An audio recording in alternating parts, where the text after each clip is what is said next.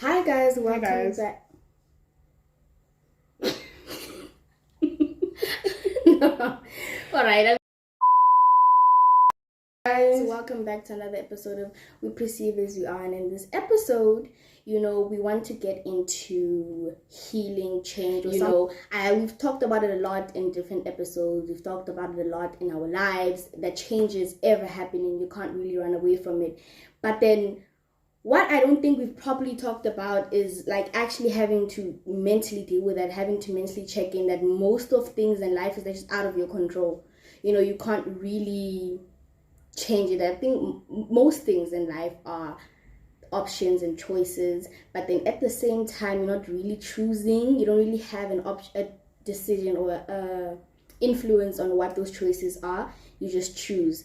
And I think that is something we can speak about, how it's frustrating to want to build a path in your life, to trying to do anything, and change is happening, but it's not exactly the change you may want it to be. It's not exactly the change that you see. So yeah, as long as that, we're going to be getting into other things, but I think that is the main thing that we're going to be getting into today. Specifically, when I think about change, I spoke about it previously in one of the videos we posted on the story. Is that I've been going through my own self-healing journey and everything. And one thing, doing the work for the podcast and everything, is that change starts from within. Yeah. And guys, you always hear this with those gurus on YouTube and on Insta that the change comes from within. You know, I really Listen can't within. Wait, no, it's fine. Was a bit of a blooper. But okay, now we're running. Where were you? Okay.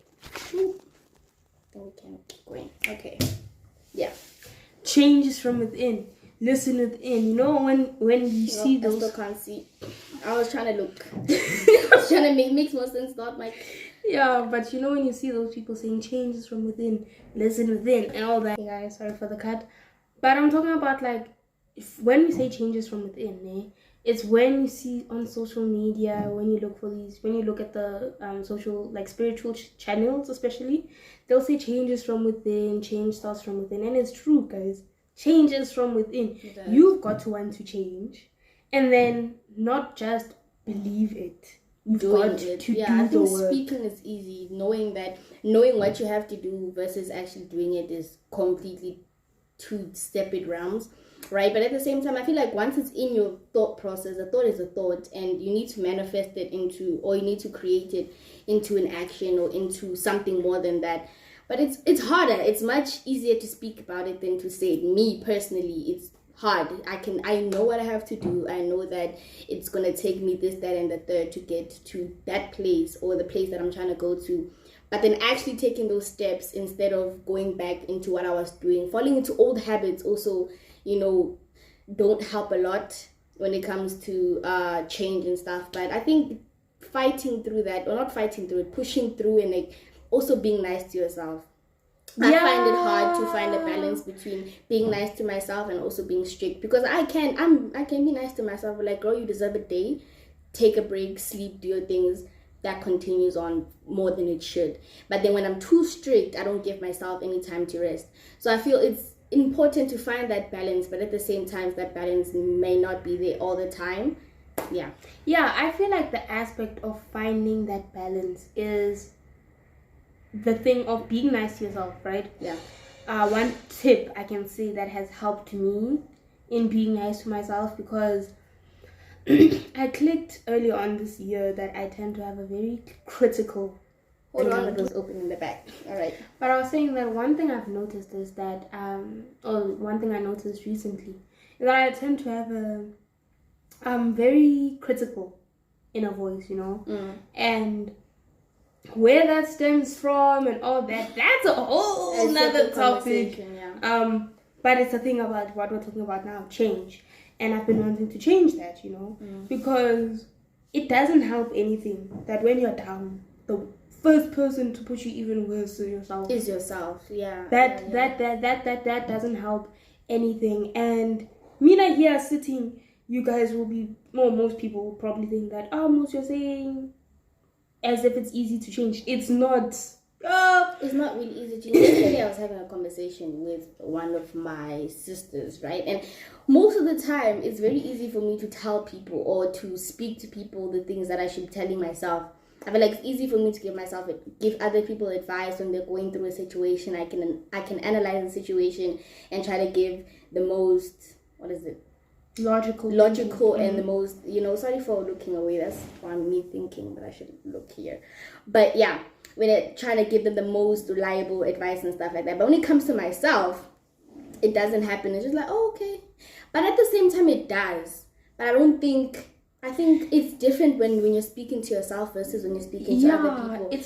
It's a thing of, those people that can give you the world's best advice. Yeah. They're those same people that they know they need to take it, yeah. Taking their own advice. But what I was saying about yesterday, I was telling my sister, she was asking me, we got into a conversation, that's another thing, but she was asking me what is happiness. And I couldn't give an answer, and then I realized as I was speaking and as she asked, it clicked to me, I'm like, Kanti, what is happiness? Right? And I always feel that people think happiness is a thing, is an action that you can, a thing that you can grab, and it's a goal that you can achieve, after you've done so and so and so and so, then I can be happy. And I realized that how many people have chased that. I've chased that, I've seen, and it just doesn't work, right? And I thought maybe, for glasses, for instance, my glasses, if there had to be a speck, or like a dot in the middle, and I have my glasses on, and I didn't even know I had them on, right? And I'm running, I'm trying to chase this dot. And I'm running, and then something gets me to stop, whatever it could be in anybody's life circumstance, but something could get me to stop. And I realized I have these glasses on, and I take them off, and happiness has been there the whole time, right? And I do think that makes sense to me, because I feel like it's within. At some point, when you take away everything else, when you take away things that you hold, things that you achieve, when you take away your phone, you take away your money, you take away your achievements, you yourself, can you handle that? Are you okay with that? I feel once you have that, then you could say happiness. And I also think life is like water. Emotions are like water. You're supposed to hold them, feel them, and let them go, holding on to something. And you can't have light without darkness, or darkness without light. So I feel balancing the sad and the bad is what quote-unquote happiness is for me. I think that's what it is, balancing the good and the bad instead of letting one get heavier than the other. I catch that, especially that whole analogy of the speck on the glasses. It's a thing of, with self-change, right? On the topic of self-changing and self-growth and changing. One thing that recently, like in the most recent weeks, that I've come to realize, and I'm truly still coming to realize, is that the goal is that there is no goal. Yeah, true. I think once you've been running for some time, you realize that you don't even know why you're running. You just kept running because you've been running. You don't know what else to do, and you don't know what you would do when you stop running. I've caught myself, when you're running, you really don't know what you're doing. But you're at that point where you've been running so long, you've been running so fast, that you don't know what's going to happen when you stop. And the thing about it, taking that decision, taking all of that to stop is a lot. Yeah, it's a thing of change is a lot. Change is a lot. The way you can put it, is that me and Lulu have never been in the schools. Yeah, not never been. We were in the school system very early on, but I got pulled out of the school system just before I started high school, and you were just beginning primary, grade 4-ish, right? So that whole thing, the whole premise in school of you have to pick your subjects, you have to know what you're going to be, it never really got indoctrinated in us via education. But I'm realizing now that it got indoctrinated in other ways. Don't know what ways yet, but in other ways, because there's that expectation to have a goal, especially as young as we are. We can't be expected to necessarily know where we're going, and I understand the importance of that. Actually, on that note, I feel like it's crazy about when you're around maybe 15, right? That's when you need to start knowing what you want to do with your life, right? Because at 18, most of the time, we're in a black household, we're in South Africa. Most of the time, 18, you're either going to university, you're taking a gap year, but you're maneuvering your life in some way. And I'm not saying you should be eased out of, or like babied out of it, or you shouldn't, because life at some point is going to hit you, whether that's when you're 25, when you're 20, when you're 12. Life just hits you, right? Some people grow up too fast. I don't think there's such thing as growing up too slow, but I feel like being sheltered a little too much does exist. But then aside from that, there's a difference between growing up sheltered, personally for me, another topic, but there's a difference between growing up sheltered and growing up, quote unquote, growing up slow. There's no such thing as growing up slow, but growing up sheltered is a thing. But I catch what you're saying. It's a thing of, you can have a goal, but the important aspect is that the goal can change. True. No, we're not saying you don't have a goal, go run around and do your own thing. Also, that can get a lot. Yeah, because the thing of, you need to know where you're going, you need to know where you're running. You know? As I was saying with the indoctrination, that whole indoctrination of having to know what you want to be. Because when you're in school or when you're young, you always hear older people asking little kids, what do you want to be when you grow up? What do you want to be when you grow up, you know? And it's a thing of, you want to set this person in that direction for that thing, you know? But in your own head, let's leave other people. In your own head, it can trap you in this box of thinking that, okay, I'm going to this goal. I need to keep my eyes focused on this goal. So much so that you forget everything around you. True. So much so that you will miss your goals because you're trying to run. I feel like being so focused on something, you know, when you're looking for something so hard that you actually miss it, as you were saying, is something. And having that flexibility. Think about it. When you're like 15, you decide, okay, I wanna be a doctor. You pick your subjects, you do whatever that moves you into that way of being a doctor. Then you meet somebody, you do something, and an experience in life, whatever it may be, that changes your perspective, changes your joys, or shows you something new, something that you didn't even know that you liked, but you've already picked out your life, yet your passions have changed or something like that. I feel like it's unrealistic in that term, and being able to be flexible, but also having a notion or having a direction where you're going, as well as letting yourself be like fluent in knowing what you want to do and getting distracted is two separate things. Because on that note, getting distracted, my personal opinion on that is that for me, it's an important part. Self-control, and I feel like this comes into knowing yourself, being self-aware, and like being in your own head when talking to yourself. Okay, do I enjoy this? Why do I enjoy this? If you're just wondering, then I feel that's when you get lost. But if you know, you feed something, you know why you're feeding into it, you know that you enjoy it, then I wouldn't say that's there's a difference. There's a difference between wandering around in circles and curiosity. Because when you're wandering around in circles, you're not necessarily absorbing anything. You're literally walking around life and you're doing whatever's there and whatnot. And the dangerous thing about that is that you'll find yourself trapped. Being in tune with your self-conscious and knowing why you like things. I feel I'm going back into that, because me personally, when it came to quote unquote picking what I want to do, a career and stuff, I did it. I fed into this one thing, being a doctor, doing something in the medical field, right? I fed into it. I knew I liked it. I had the reasons why. But then when I stepped back for a while, oh my gosh, the lighting's gone. But when I stepped back for a while, I was like, why? What got me here? Like, beginning of the race, now I'm here midway. I'm about to make it to like when I'm probably getting into this. Why? Right? And I realized that it's because it's been said to me. It's just things, right? Yeah. And I feel like your subconscious is like a sponge. It's a sponge, and it leaks into your conscious, and you know, maybe that's where you get ideas. But that's me just rambling, right? But yeah. Yeah, I get the gist of it. Like, it's important to know in the ebb and the flow and the curiosity. It's important to know the base. You know, that's why it's important to know the essence in change. Yeah. Because the world is ever changing, because you yourself are ever changing. But personally, okay, yourself is ever changing, right? This is how I see it. Yeah. Yourself is ever changing, but there is that soul, what people call spirit, you know? That self personally changes in the aspect of growth, but the basis of it stays the same. Yeah. Personally, for me, the basis of a person, who the person is, Yeah. Nay, whoever that might be or whatever that might be for a person, I'm still finding what my basis is, who I am. I do. When thinking about that, I'm looking outside. It's a tree.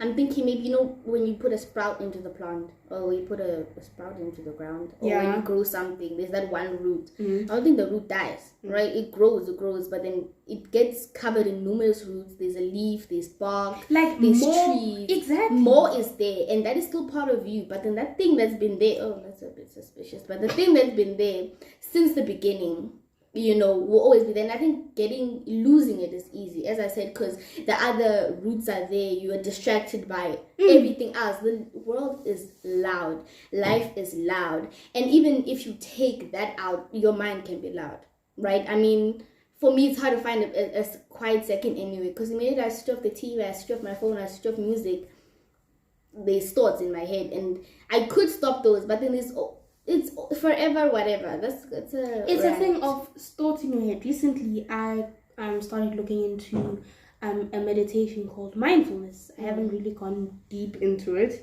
so I can't really refer much into it, but it's basically the art of sitting still, and a lot of people already generally practice it, as you said, that going and sitting still in your mind and realizing how busy your mind is, already that's a step in mindfulness.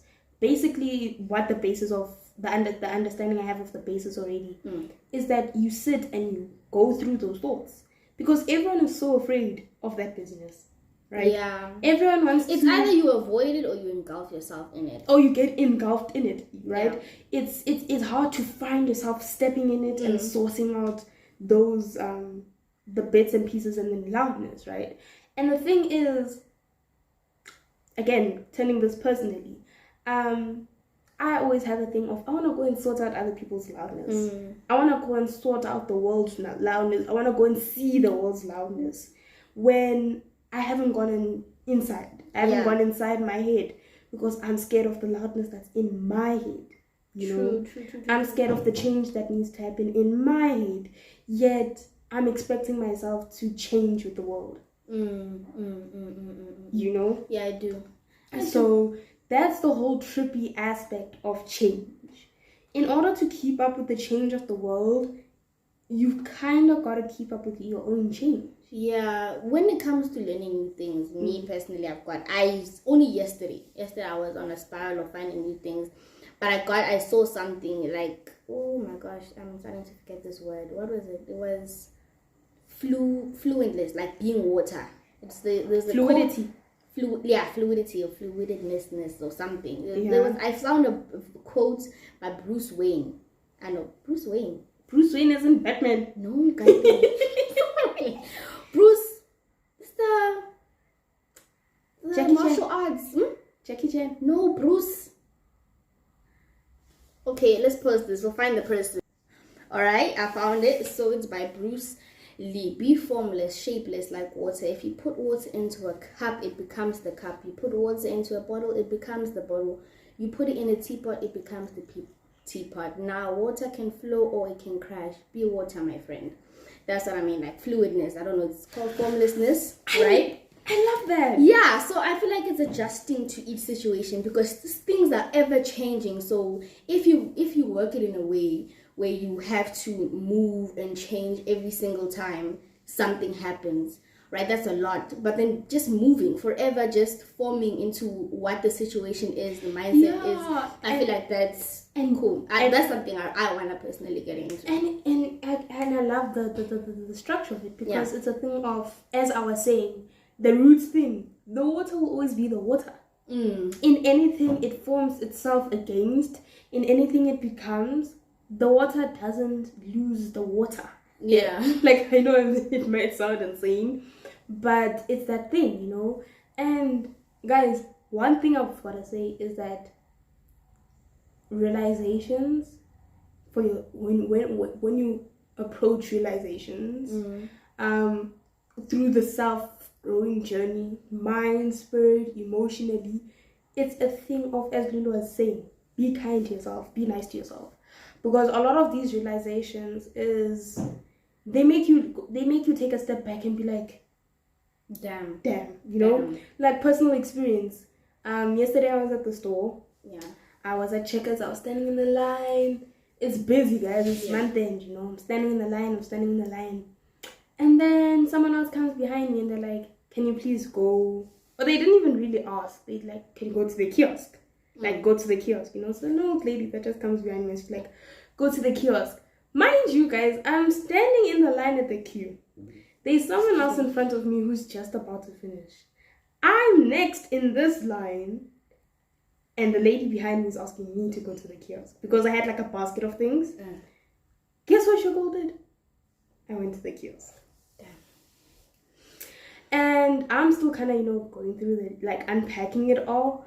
But in the recording, I just want to say that being nice to myself is one thing that's been the key point in it, you know. Before people get distracted, I feel when it's random, people don't know why this is like a deal.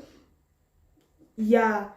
What do you mean? I mean, I'm thinking for the people who really haven't been here, who don't like context. I feel context is needed onto why it was a change moment for you. For me, because for me it was a big deal. Yeah. Because I'm speaking softly. I don't know. For me, it was a big deal because I have a very people pleaser tendency. Yeah. I have a very pushover tendency. Not as an ingredient right now, but yeah. Yeah, like when I was younger, it used to be worse, guys. Like, is Wesa even a word, or has TikTok put that in our vocabulary? Guys, no, Wesa is a word because Wesa is Wesa. Shukukuku. It's bad, you know? But it's not that bad. But it's a thing of I have people pleasing tendencies. I know I have people pleasing tendencies.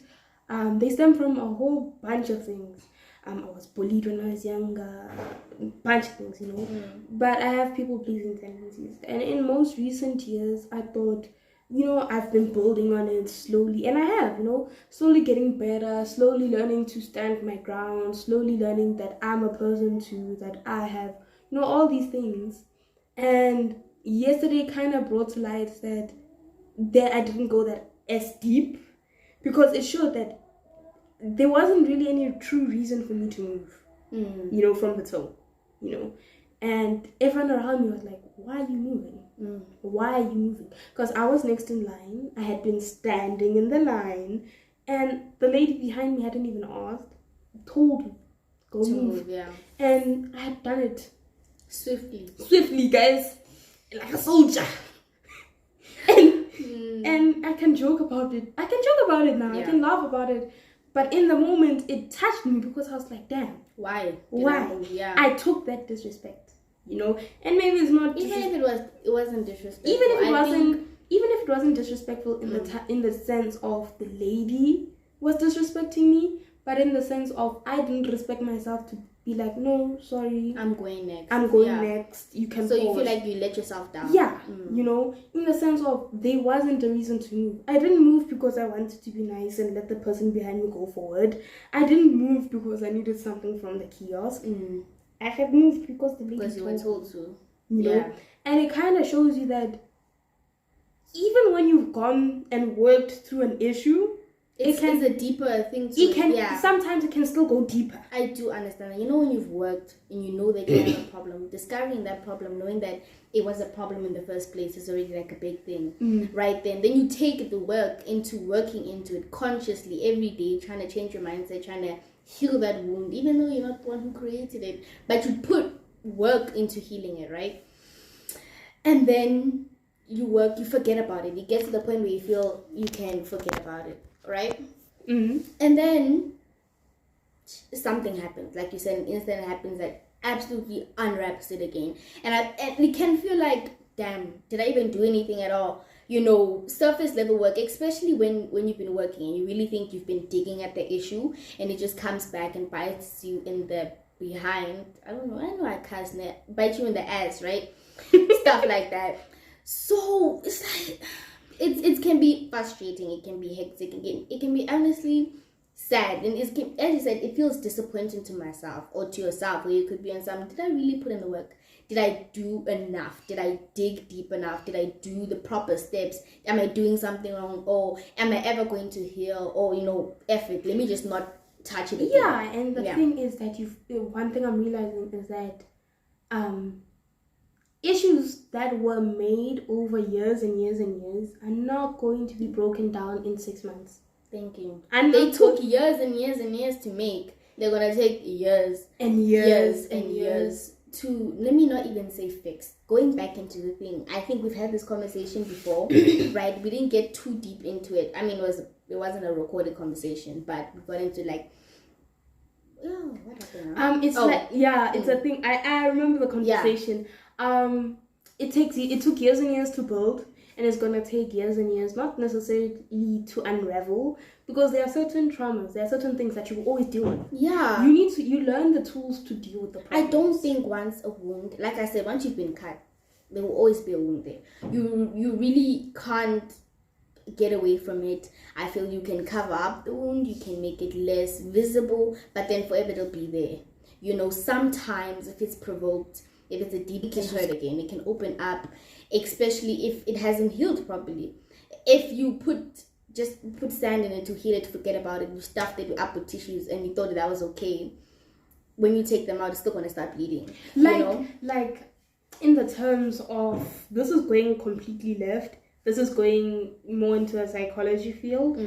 I am not any licensed person to be speaking about this. It's a hobby. It's a hobby. It's reading. It's my perspective. I just want to have that out there. But it's like when you're in survival mode. I've seen this, read this. But it's explained like when you're in survival mode, right? And you've gotten shot in the midst of whatever drama, whatever you're going through, the pain, the emotional pain.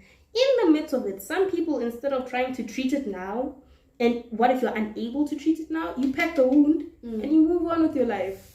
And then at some stage you forget that you had the wound because you're so used to moving with this pain. You know what I just remembered? I mean, this is another conversation we had. I obviously start recording those. But it's, you know, when change, you know, I don't think we're talking about change anymore, but like more healing, whatever. But you know, a plastic bag, I've said this before, like a plastic bag. You use a plastic bag to, you know, hold your things. It's been storage. It's just been doing its job for years. It hasn't been giving you a problem. Then all of a sudden you put yourself in a new situation, a new scenario, whatever. Something we have to use a plastic bag for something it can be used for, but you've never used it before. It's been reliable. It's been doing what it needs to do in that aspect. When you go, let's say, put water in it, right, to hold and freeze, make ice, whatever it is, and you discover it has holes, a lot of holes, right? Are you gonna throw that plastic bag away because it's useless, or for the thing that you want to, for the thing that, or for that new aspect? I mean, yeah, I catch, you know, and it's like that. That's the aftermath, you know. The situation I'm talking about is that during, you know, you get shot, you pack.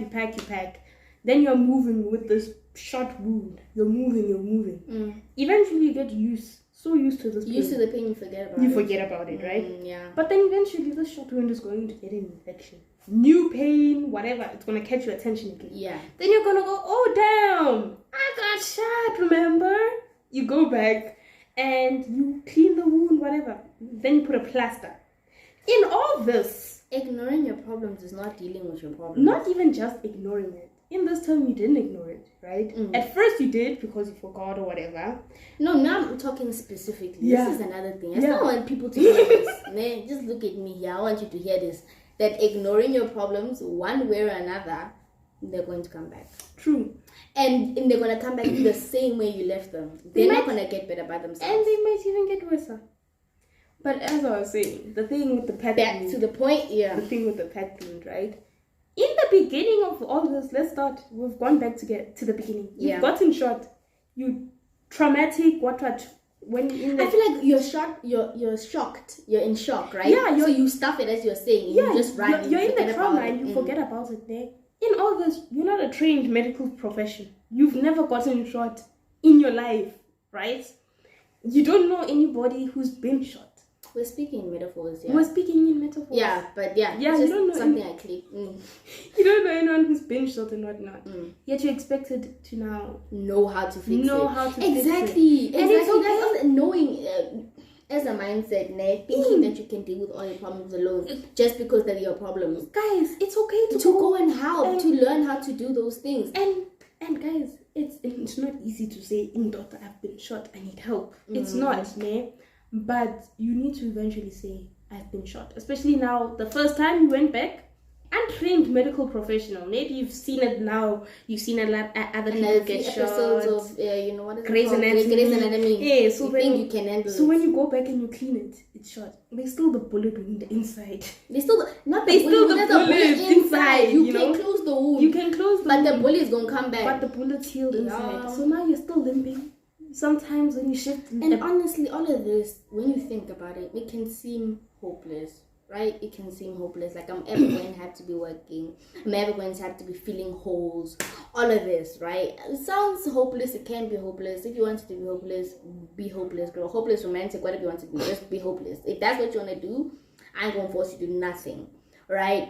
But I feel, like I said, for there to be darkness, there needs to be light. I feel like finding that balance of once you've taken the time to step back and learn how to heal that wound or go get help to heal that wound, get the bullet out, how good that feels. Yeah, it's a thing of... Or moving on, and there's a possibility that you can get hurt again. Just because you're fixing this thing doesn't mean, oh, now I must be scared of. Just know that you can get shot going out there. I'm not saying, the shot thing is not making it so violent. Just Okay, yeah, it's a violent thing. Yeah, but then right? just going out, not going to stop you from going out in the street again. But like when you get your heart broken, you can, plan for it. And you can prepare yourself. Now you know. Now you know how to go about it. After the injury, you went to the medical profession or you got help, and now you know how to deal with the problems. What I started this whole analogy about is that you had a problem, you thought you could handle the problem, and the problems might always come. And it's the same with mental health. You might always have mental health issues. The key is learning tools. Maintain them, I think. Yeah, it's learning how to handle them and the tools to go through them. Because the first time you go through them, you don't know how. True. You don't know what they are. You don't know how to identify them. So how can you go through them? True. So as you're building in self-growth, self-journey, whatever you want to call it, however this may relate to you, But as you're growing, it's a thing of you learn the knowledge for a better next time. Because things are always changing. And I also think being aware, going back to me saying ignoring, I think some people can have the mindset that if I forget about it, it's not there. It disappears. At some point it may work, and that time it may work. I'm not gonna lie. I forgot that my eyebrows are dying. They're so light. But yeah. Yeah, like I'm not gonna lie, guys. Again, Mina, I will ignore a problem thinking it'll disappear. And then when the problem comes, I'm like, wow! You know I don't want to say it's like the same thing, but I know that I have a problem. I know what the problem is, and I know how to fix it. It's just why. It's just energy. That's something, just the active step of knowing what to do. Just that weight alone, and then actually having to do it, and knowing that when you start to do it, you're going to have to continue doing it. And that's the thought that always gets me. That let me not even start so I don't have to finish. Right? Yeah. Like, why should I even start? Because when I start, today, tomorrow it's going to catch me again. And I think the important aspect in that is trying not to worry about tomorrow. Yeah, living in now. When we say live now, I completely agree with it. And I feel like going back to getting distracted. I feel like if you're worrying about your problems, you get so tired of worrying about the problem. When it's time to deal with the problem, you're drained out, like you're tired. And you think that the problem is so big. You've thrown it out. You've wasted your energy.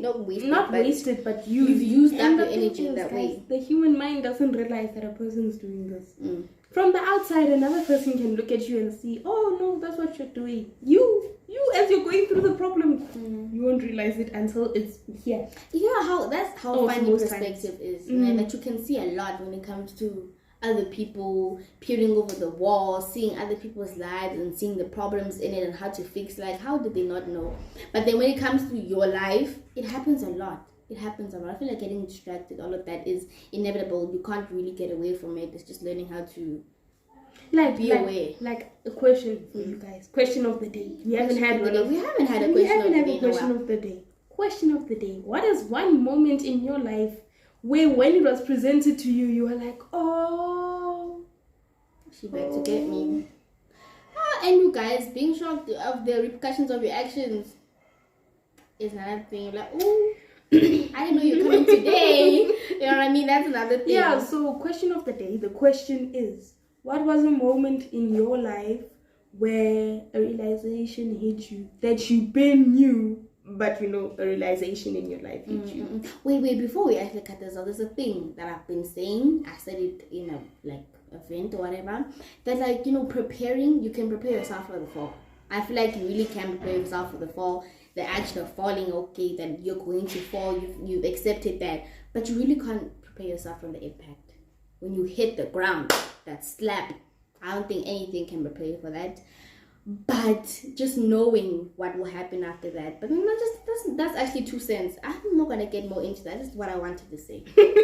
I wanted to move my lips. I just had to say something. Alright, but guys, I hope you enjoyed today's episode. Yeah. Please do catch us again. There will still be changes, guys. As we said, give us patience. We're in the midst of figuring out ourselves and the podcast and all of this. Yeah, we're still kids. Have mercy on us. But yeah, this has been an episode with We Perceive As We Are. Yeah. We hope that our other hosts will be able to join us. We missed our third host, Michelle. Yeah, we missed all of that. We definitely hope with exam season, when December comes and our people are less stressed and have less on their plate, we'll definitely be seeing more of them. We miss you guys and we wish you, all of you guys, luck on your exams. People who need it, please take it. We're sending you love, vibes. Study, hope all the information gets in there. And then all the workers out there who don't have exam but work to a new month, we hope this month. I wish you power. This economy is not easy, especially, and we thank you for your time and putting that into the economy. So yeah, I think that'll be it. And to say goodbye. Bye.